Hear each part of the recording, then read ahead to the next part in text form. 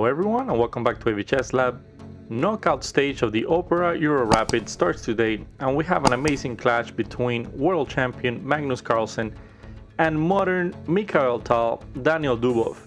Two contrasting styles, Magnus super solid and very classical, and Dubov who's willing to sacrifice everything and play unclear positions. This is going to be exciting. Dubov just recently destroyed Magnus and eliminated him in the Airthings Masters, and Magnus is going to want revenge. So let's see what happens in round 1. Magnus with the white pieces and Dubov with the black pieces. We have e4, e5, knight to f3, knight to c6, bishop to c4. Not surprising, Magnus goes for an Italian, trying to stay away from any complications. Knight to f6 by Dubov, an invitation to play the fried liver attack with knight to g5. d3 by Magnus, bishop to e7. Usually this bishop comes out to c5 instead, but Dubov is known for unclear setups.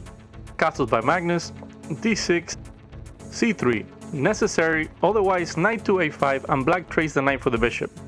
Here now white has the option to go bishop check, then a4 and back to c2 in case it's necessary. After c3, black castles, rook e1 by Magnus, and h6. A few ideas here. First, stopping the bishop from coming to g5. Another idea is to probably go knight to h7, knight to g5, trading up some pieces. Another thing you can do is also go king to h8 after the knight's already on h7 and maybe go for some f5, open up the king side and attack the white king. Here, after h6, Magnus goes for knight b to d2. And this maneuver is standard in these positions, transferring the knight from b1 all the way to g3 in this setup like this. After knight to d2, bishop e6 by Dubov, bishop takes on e6, f takes on e6.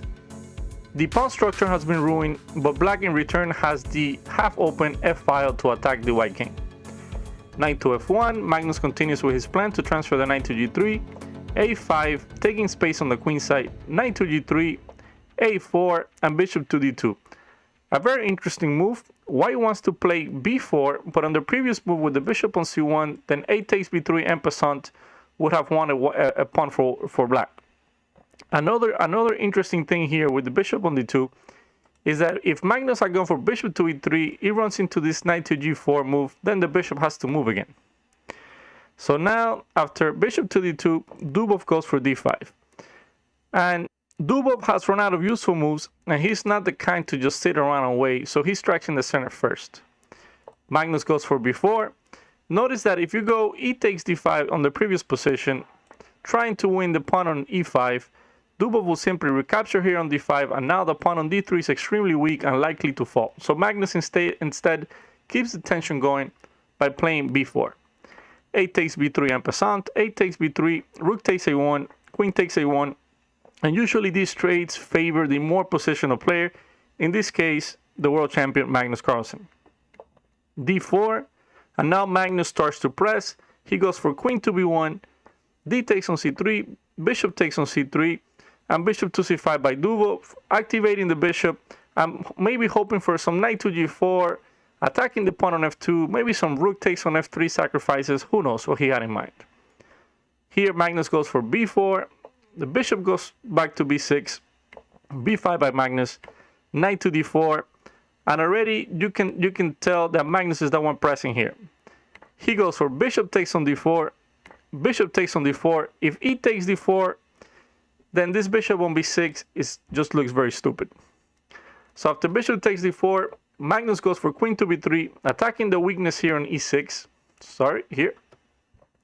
Queen to d7, knight to f5, taking advantage of the pin along the diagonal so the pawn cannot capture the knight because of the pin. Knight to g4, attacking the pawn on f2 with the knight on the bishop. Magnus captures on e5, pawn captures, and e5, and the knight is in big trouble. The threat is simply to go h3, trapping it and winning the game. So Dubov goes for this move h5. But if you look at the pawns here for black, except for the pawn on b7, all the other pawns are weak in the position, so that's what Magnus goes after, and he plays this queen to c4, and he starts attacking them. Right now, d4 is about to drop, so Dubov has to do something drastic here, and he goes for rook takes on f3, and this is the only move to keep the complications, If not, then all the pawns are simply going to drop and Magnus will win the endgame very easily. G takes on f3. The knight recycles back to h6, trying to come now to f5 with a very nice outpost there. Rook to c1, attacking the pawn on c7 with both the queen and the rook. Dubov plays knight to f5, the queen captures on c7, and queen to d5.